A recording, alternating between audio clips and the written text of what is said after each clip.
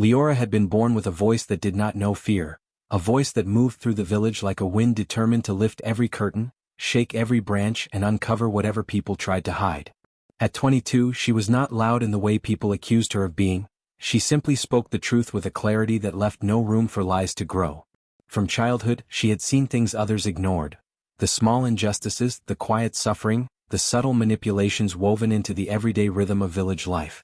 Her eyes were too observant, her heart too sensitive to deceit, and her spirit too unwilling to bend.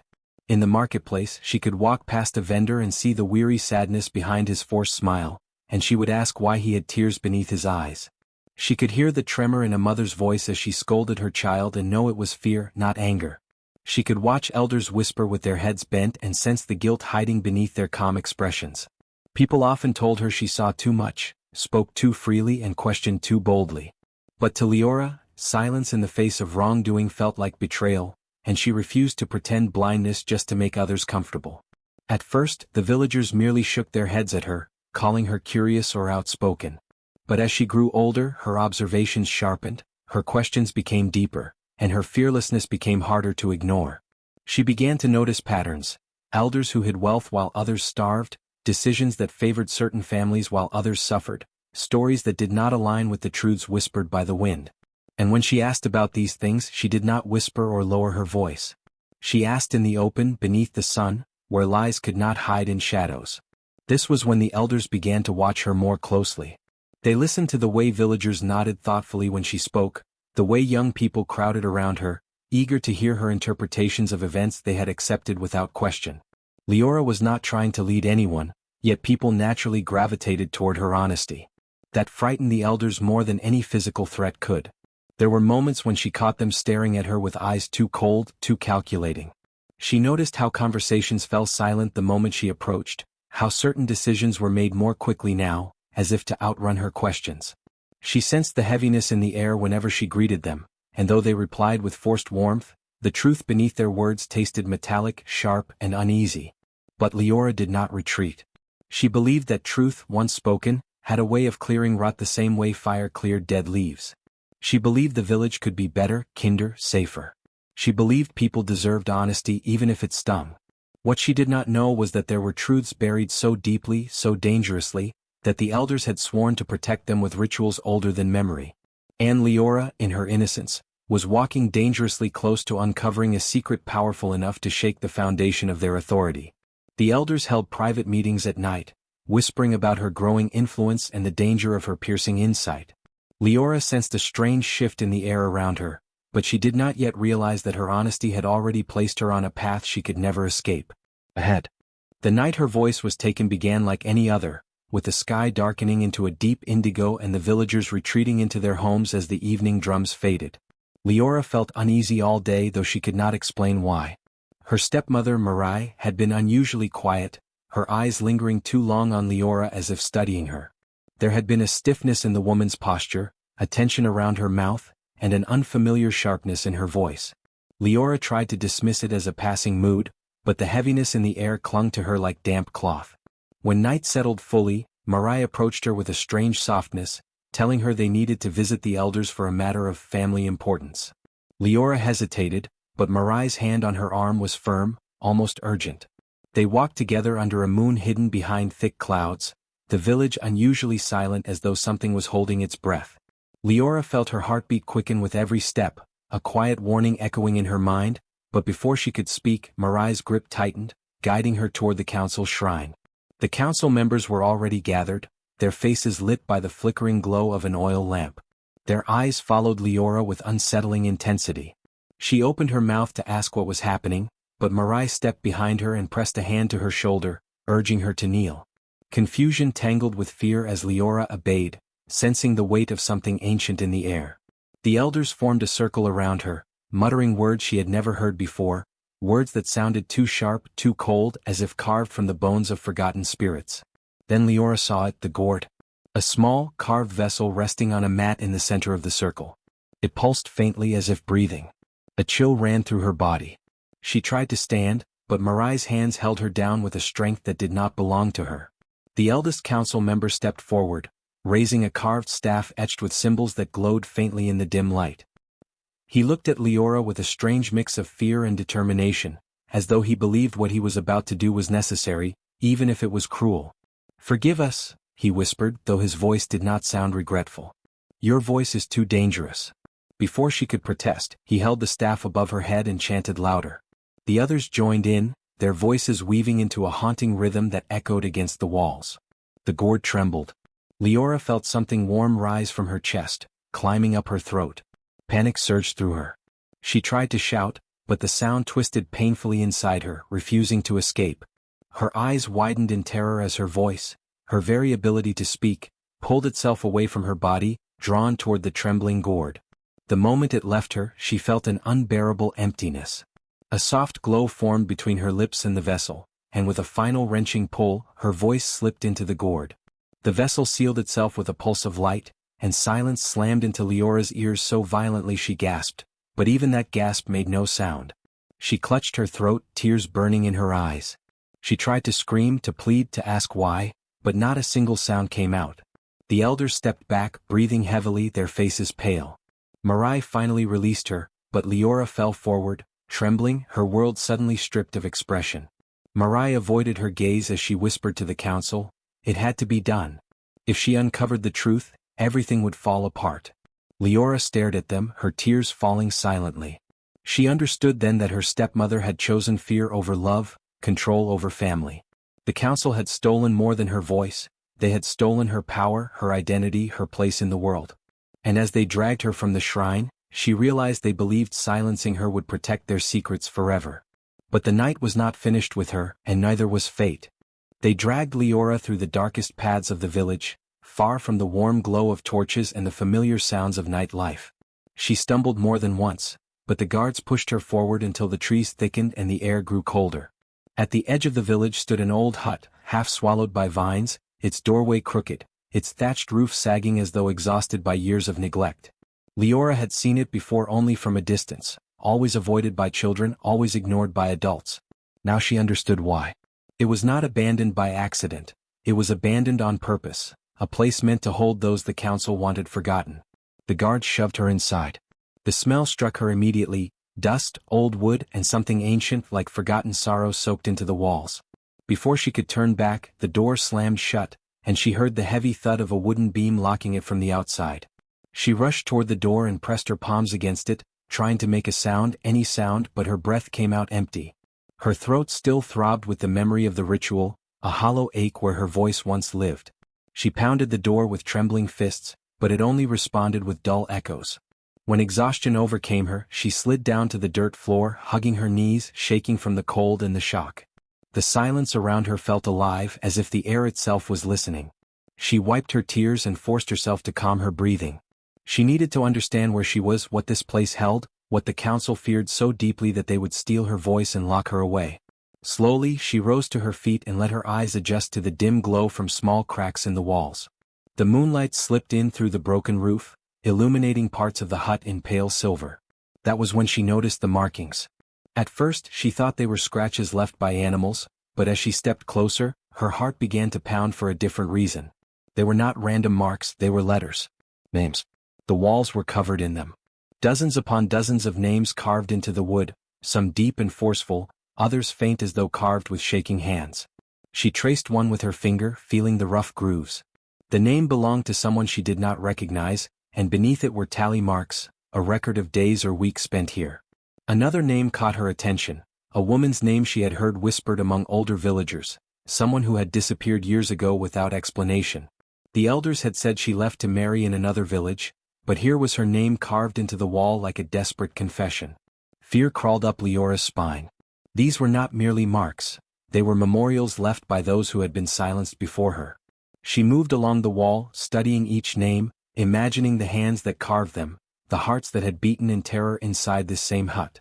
She felt their fear lingering in the air, but also something else, something like defiance. These carvings were acts of rebellion, silent voices refusing to disappear completely. Her fingers stopped abruptly when she found a set of markings different from the rest. The name was carved not once but multiple times, layered over itself until the wood was gouged deeply. Beneath it were words she could barely read, the letters uneven but determined. They fear the truth. They fear the one who sees. Leora felt chills spread across her skin. Whoever had written that had understood the danger of seeing too much, just as she did. As she continued examining the walls, she noticed a pattern. Every name engraved here belonged to someone known for questioning, for noticing, for refusing to accept the council's version of events. People like her. People who had voices that did not bow to power. A faint rustle behind her made her turn sharply. The hut was too small for anything to hide, yet she felt the weight of unseen eyes watching her. She pressed her hand against her chest, trying to steady her breathing, telling herself the wind was playing tricks. But the air felt too thick, too intentional, as if holding memories that were not hers. She stepped toward the far corner where the shadows clung the deepest. The darkness there felt heavier, denser, alive. The carvings continued into that corner, but the names grew more chaotic, the letters scratched with urgency. One final message lay half-hidden beneath a broken plank of wood. Leora knelt and brushed away dust until she could read it clearly. If you are here, you are not the first, and you will not be the last. She closed her eyes as the truth settled over her. The council had been doing this for generations. Silencing those who threatened their secrets. Burying their voices in forgotten huts. Erasing them from history. But as Leora opened her eyes again, something shifted in the room. The air trembled softly as though acknowledging her presence. She felt a strange sensation crawling up her spine, not fear this time but recognition. She was not alone in this hut, not truly.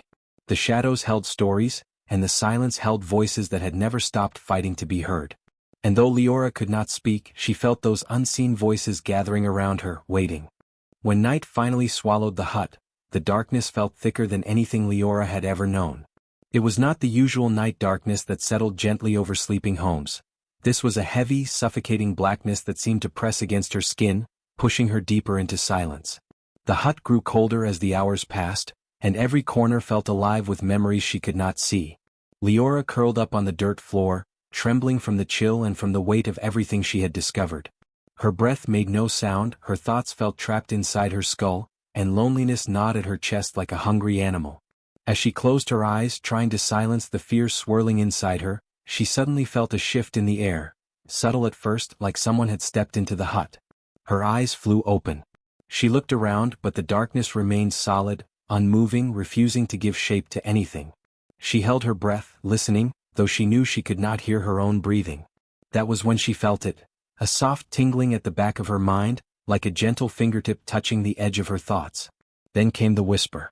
At first it was faint, like the rustling of distant leaves carried through a narrow crack. Leora froze, unsure if she was imagining it.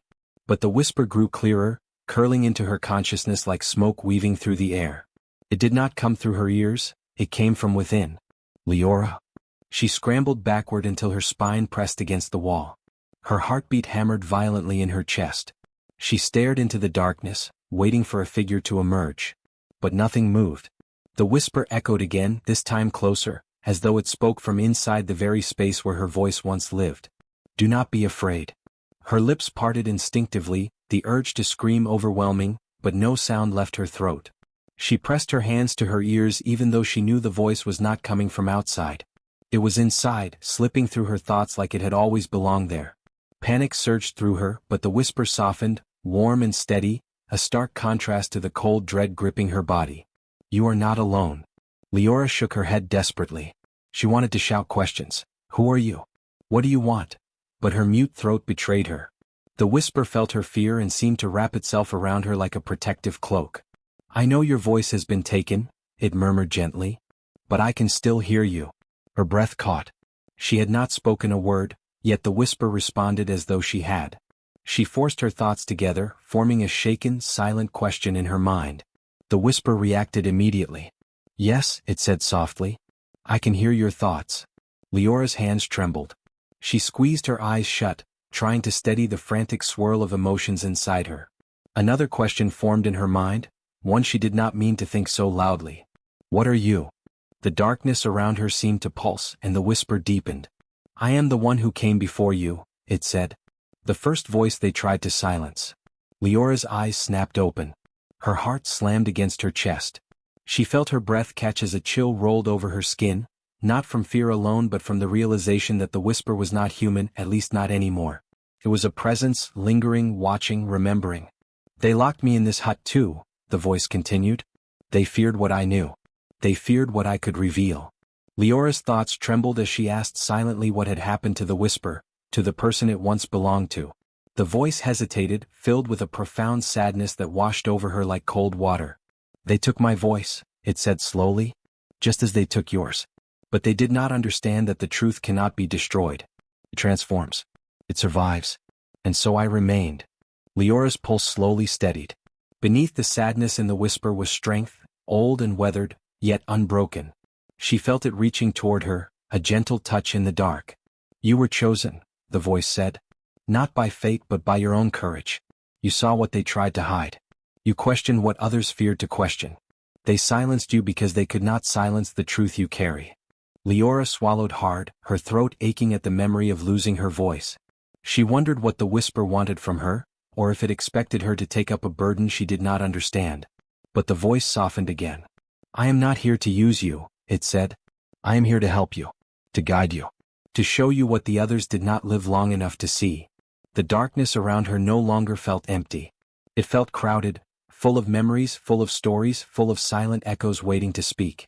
You may not have a voice, the whisper said, its tone now glowing warmly inside her mind, but you have me. And together we can make the truth heard again. For the first time since the ritual, Leora felt something spark inside her. Not fear, not despair, but the faint flicker of power returning.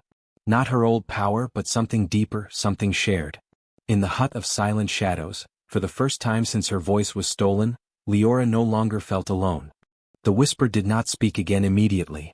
It lingered in the darkness like a held breath, waiting for Leora's racing heart to settle. When the silence inside her mind finally softened, the voice unfurled again, deeper and clearer than before, as if it had been gathering strength from her attention. Leora pressed her back against the wall, her hands curled into the dirt, bracing herself. She could feel that whatever the voice was about to reveal was heavier than fear, older than the hut, and more dangerous than anything she had imagined before they stole her voice. They silenced you, the whisper began slowly, because they recognized what you carry. Something rare.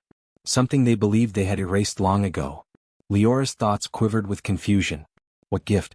What had she inherited? She had always felt different, more aware, more sensitive to the currents of truth, but she never imagined it held real power. The voice sensed her questions before she fully formed them.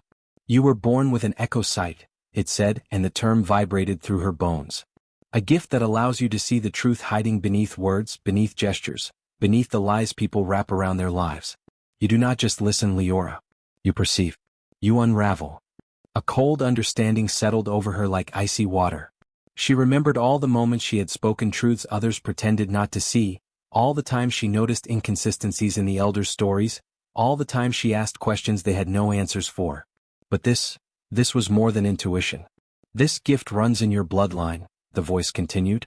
Passed down through generations of women, the same women the council feared, hunted, and silenced. Leora's breath caught as she processed this.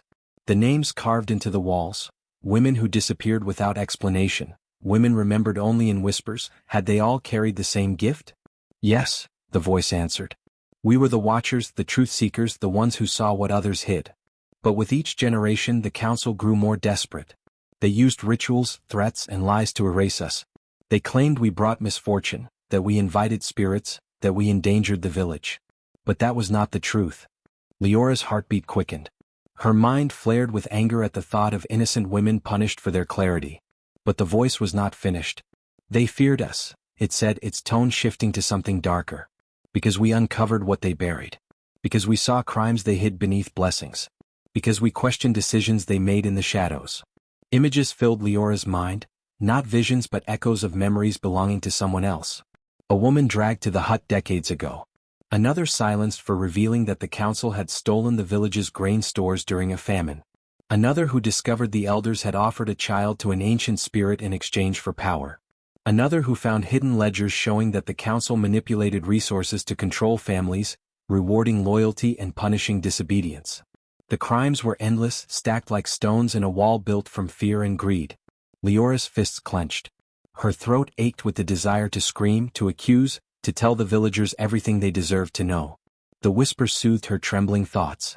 You were close to uncovering their latest secret, it said. Closer than you realized.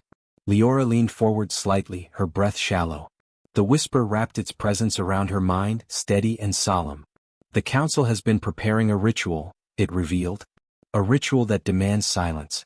A ritual that strengthens their hold over the village but drains the life of those who bear the gift. They plan to perform it during the next harvest moon. You were not meant to survive it. Leora's blood ran cold.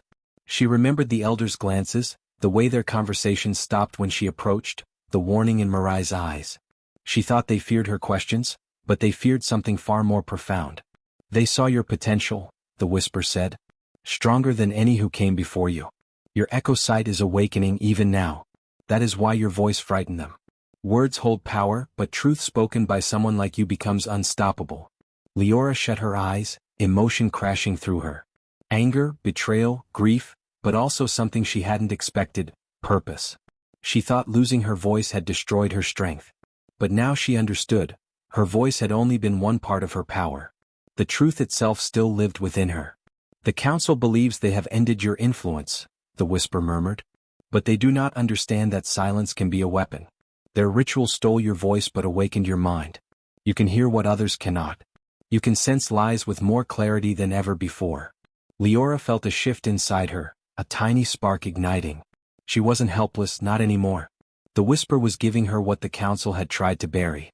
They need the village blind, the voice finished quietly. They need you silent. But you were born to reveal what they hide. You inherited not just the gift, but the fight. The hut's darkness felt different now, alive with 1,000 unspoken truths waiting to burst free. Leora pressed her palm to her chest, feeling the steady beat of something stronger than fear. She was the last of a silenced lineage. But she would not remain silent. Not with the truth burning inside her. As Leora sat in the dark, absorbing the magnitude of the secrets the voice had revealed, she felt the air around her shift once again. It began as a faint vibration, like the faint hum of distant drums, but soon it grew stronger, reverberating through the walls of the hut and through the very ground beneath her feet. She pressed herself against the cold, rough wood of the wall, her chest rising and falling in shallow breaths, unsure whether she was feeling the earth tremble or something far older. The shadows seemed to lengthen, stretching toward her in strange, deliberate patterns, and a whisper of wind stirred the dust on the floor, though the hut's windows were sealed with decades of neglect. Then she sensed them, countless presences, fragile but insistent, brushing against her consciousness. They were not shadows in the normal sense. They were echoes, fragments of lives that had been forcibly silenced, trapped within these walls long before her arrival. Leora's heart skipped, a mixture of fear and recognition flooding her veins. The carvings she had studied earlier on the walls had not been merely names. They were beacons, anchors for spirits denied peace, each one tethered to the hut by injustice and betrayal. A chill ran over her skin, but it was not entirely unpleasant. There was an energy here that hummed with purpose, a force that refused to be ignored despite the council's attempts to bury it. And then she heard it again, the voice, unmistakable, now stronger, more insistent, resonating within her mind. It was different from the whisper she had known before. This voice carried history, weight, and a sorrow that could not be erased. Leora realized, with a shiver that was equal parts awe and terror, that it belonged to the first woman the council had ever silenced, the progenitor of the line of truth-bearers the council had tried to extinguish. "You are not alone," the voice said, the tone both tender and commanding. "I have waited. I have lingered, though they tried to erase me, though my voice was stolen. I remained here, in the corners of this hut, in the marks on the walls, in the spaces between breaths. And now you have come." Leora's hands trembled as the reality settled over her. She could feel the spirits pressing closer, surrounding her with warmth and cold in equal measure, as if each were reliving their final moments over and over again. Their pain was palpable, but it did not seek to harm her. Instead, it lent her strength, a shared endurance cultivated over decades of injustice. She understood, suddenly, that the voice inside her mind was not merely a guide. It was the culmination of every life the council had tried to erase, every truth they had tried to bury, every courage they had attempted to snuff out. "They feared us because we saw too much," the voice continued, echoing through Leora's thoughts. "We knew their lies, their secret dealings, their rituals, and the harm they inflicted upon the innocent. We spoke, we questioned, we resisted, and for that we were silenced. But silence is not the end." The room seemed to pulse with movement. Shadows became shapes, or at least impressions of shapes, whispering and swirling around her in patterns that suggested recognition, a gathering of collective will. Leora could feel each spirit lending her their memory, their knowledge, their courage. She realized that the voice guiding her was ancient, forged in defiance, sharpened by suffering. It was a beacon calling her to continue the work they had begun, to act where they had been powerless. "You carry our line," the voice said. "Your gift, your clarity, your refusal to bend to fear, all of it flows from us. We are the truth you were born to bear. We are the resistance that never died, even in silence. And now, through you, it can rise." Leora's chest swelled with a mix of grief and resolve. She felt tears streaming down her face, though no one could see, and she tried to speak, to express even a fraction of her thoughts aloud, but the gourd that held her voice was still sealed. Yet the lack of sound no longer mattered. The spirits were speaking through her, infusing her mind with their strength and stories, sharing memories she could hold, lessons she could carry. She felt as though the hut itself had become alive, a vessel for the voices of the wronged, a sanctuary of truth ready to surge beyond its walls. As she rose from the dirt floor, guided by the whisper of the first woman and the presence of the many others, Leora understood that she had been chosen not by chance but by lineage, not by luck but by purpose. The spirits had waited for someone with courage enough to listen, strength enough to act, and a heart unwilling to bow to fear. "You must go forth," the voice urged gently. "You must carry the truths they tried to bury. Speak them when the time comes and know that we are with you. Our voices live in you now, intertwined with your thoughts, your courage, and your will. Let them rise and let the village know what has been hidden for generations." The darkness no longer seemed oppressive. It was alive with purpose, with presence, with power. Leora stood in the center of the hut, feeling the weight of generations resting on her shoulders, yet feeling a strength she had never known before. For the first time since her voice was stolen, she realized that silence did not mean weakness, and that the truth, once awakened, could never be confined. The first light of dawn had not yet touched the horizon, and the hut still lay in darkness, yet something in the air was no longer still. Leora felt it immediately, a stirring that began low in her chest, a rhythm that seemed to pulse in tandem with the memories and voices surrounding her. The spirits of those silenced before her, guided by the ancient voice of the first woman, had begun to merge with her consciousness, threading themselves into her very being. The sensation was overwhelming, a heady mixture of warmth and energy, fear and exhilaration, grief and determination. She could feel every whisper, every echo, every fragment of truth she had absorbed, converging into a force that made her heartbeat thunder in her ears. The hut itself responded. The walls groaned as if stretching after decades of strain, the floorboards quivered underfoot, and dust and debris trembled as though acknowledging the surge of life within. Leora staggered slightly, her arms raised instinctively, trying to steady herself against the rising tide of power. She felt her senses sharpen in impossible ways, the faint scent of the moss on the walls, the subtle shift of air around her, the nearly imperceptible vibration of the ground as though the earth itself listened. And then she heard the voices, no longer whispers, no longer gentle echoes. They spoke in harmony, a chorus of defiance and remembrance, flowing through her mind as one, urging her, guiding her, filling her with purpose. "You are our continuation," the first voice whispered urgently. "You carry the fire we were forced to bury. Let it rise." Leora's pulse raced. She could feel the energy coiling inside her chest like a living entity, pressing against her ribs and throat.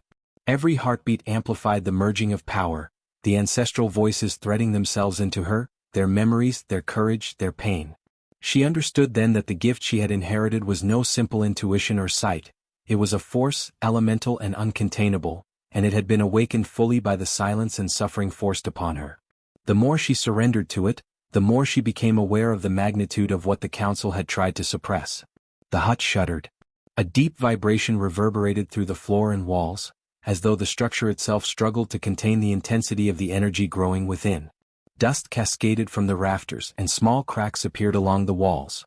Leora stumbled, clutching the nearest support beam, but even as the hut shook violently she felt no fear, only a profound awareness of the power coursing through her, guiding her toward purpose. The voices urged her forward, amplifying her thoughts and intentions, showing her the depth of the council's corruption, and the stakes of the truths that could no longer remain hidden. "They cannot hold what they fear," the chorus of ancestral voices resonated in her mind, harmonizing with the singular voice of the first woman. "They cannot bury the truth when it seeks to be known. Let it rise, Leora. Let them see." A sharp crack split the air as a portion of the roof shivered, and a shaft of faint moonlight fell across Leora's face, illuminating her wide eyes and trembling hands. She felt her consciousness expand beyond the limits of her body, as though the hut itself had become a vessel for the spirits and the truths they carried. The walls, the floor, the air, every element of the space seemed to hum in resonance with the merging of voices and power. The carved name she had traced before seemed to glow faintly in the moonlight, pulsing with the same energy that surged inside her. Leora closed her eyes, letting the power flow through her, surrendering entirely to the chorus that guided her. Each heartbeat, each surge of breathless energy, made the hut tremble more violently. The whispers of the silenced multiplied, weaving into her thoughts, filling every corner of her mind with their collective experience, their struggles, their courage, their outrage.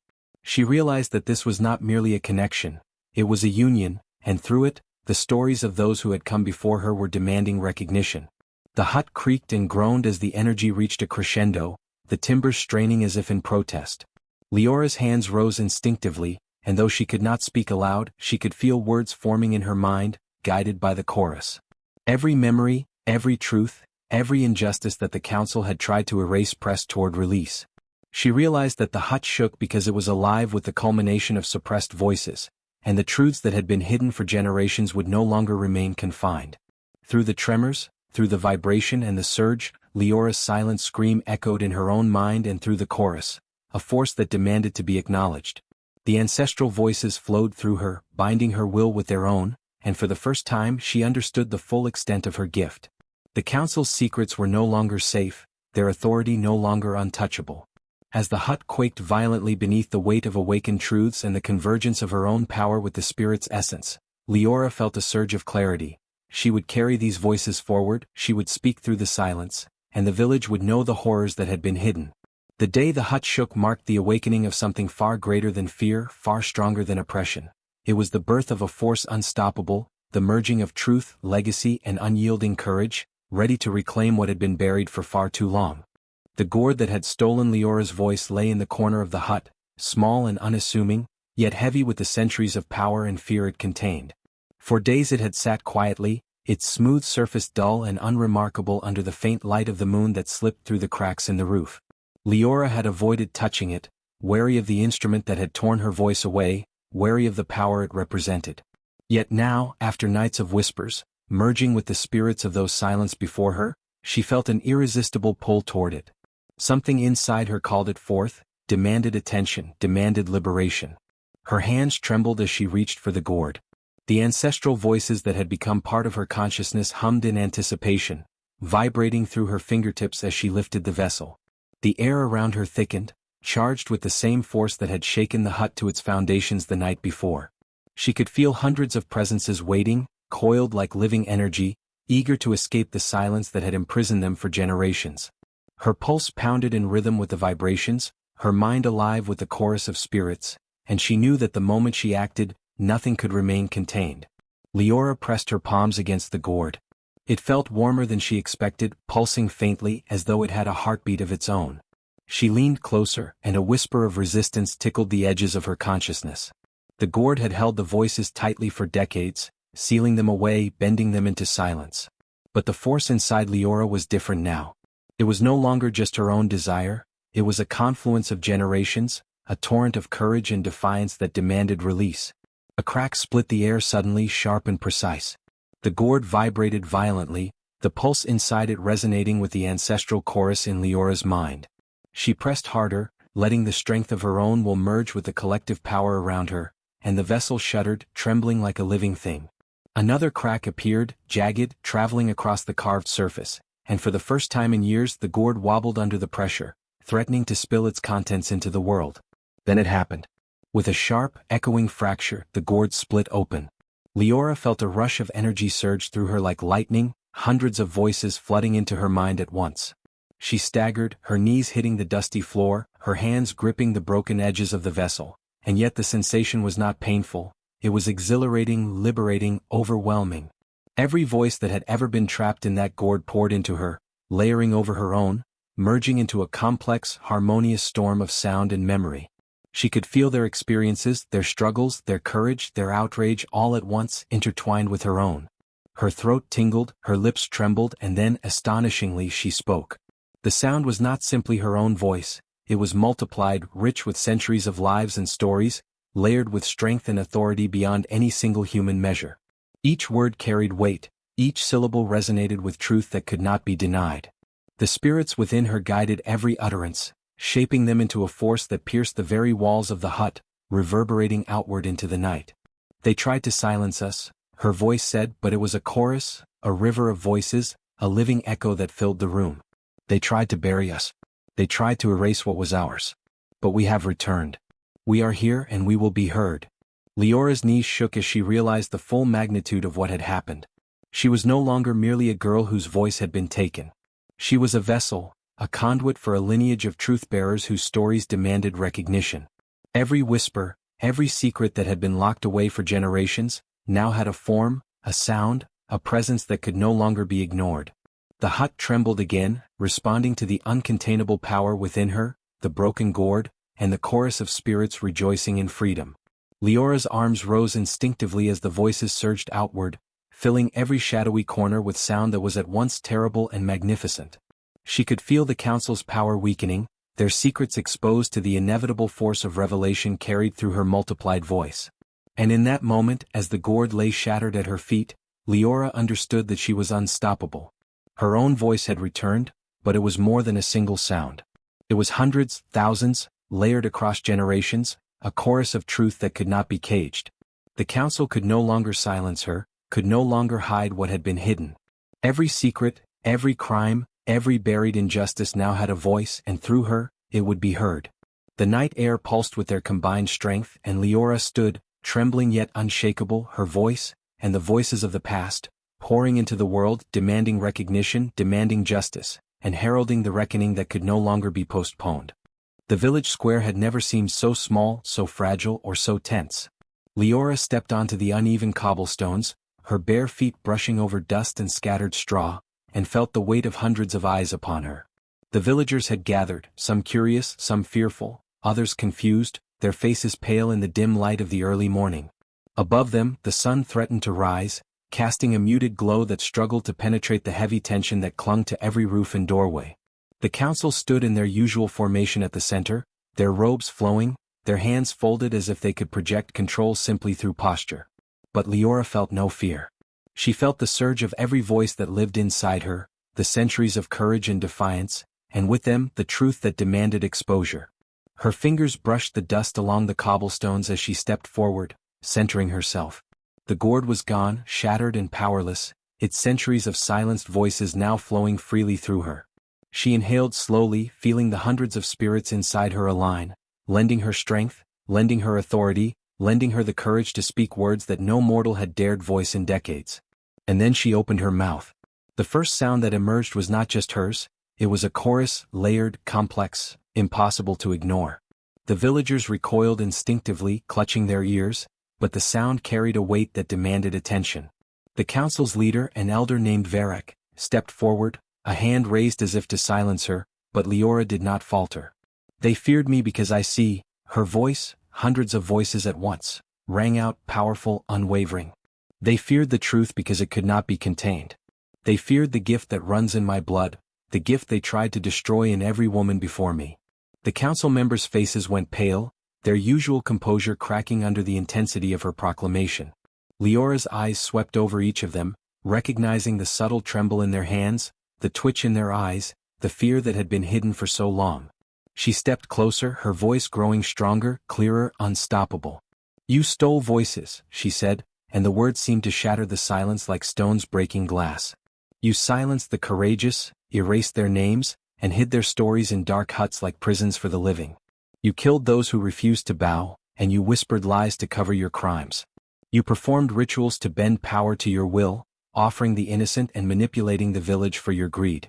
You hid theft, murder, and deceit behind the veil of tradition, and you believed no one would see through it." Gasps and murmurs rippled through the crowd. Some villagers covered their mouths, unable to believe what they were hearing, while others whispered names, faces, and events that had long been clouded in doubt. Leora felt the energy of the ancestral voices surge within her, each adding emphasis, each insisting that no lie be left untold. She allowed herself to move, circling the council, letting the eyes of the villagers follow her, letting every syllable land like a stone thrown into still water. "You are not protectors of this village," she continued, her layered voice resonating with authority. You are thieves of truth. You traded honesty for control, life for power, faith for fear. You murdered to hide your crimes, punished the innocent to preserve your secrets, and expected silence to last forever. But silence is no longer yours to command. We, the voices you tried to destroy, rise through me. A tremor of fear passed through the council. Varric's knuckles whitened as he gripped the edge of his robe. Others exchanged panicked glances, their attempts at control slipping like sand through their fingers. The villagers began to shift, realization dawning on them, the sense of injustice long buried now spoken aloud in impossible clarity. They could see what had been hidden in plain sight, could hear the crimes their leaders had masked for years. You feared the first woman, Leora said, her voice now a chorus of reverence and fury. And everyone after her. You believed the line could be broken, that our power could be stolen and locked away. You were wrong. We are here and we will not be silenced again. The murmurs of the villagers grew louder, a wave of shock turning to outrage. Leora stepped forward, no longer just a girl but a vessel of generations, a living archive of truths too long buried. The council had tried to cage power, to hide lies, to enforce fear, but the day had come when all secrets would be revealed. Every crime, every deceit, every stolen life and manipulated ritual poured forth through her, echoing across the square, shaking the foundations of the village itself. And as her voice, the voice of hundreds, uncontainable, undeniable, swept across the villagers, Leora realized something profound. The council had feared not the silence of the innocent, but the awakening of truth. And that awakening was unstoppable.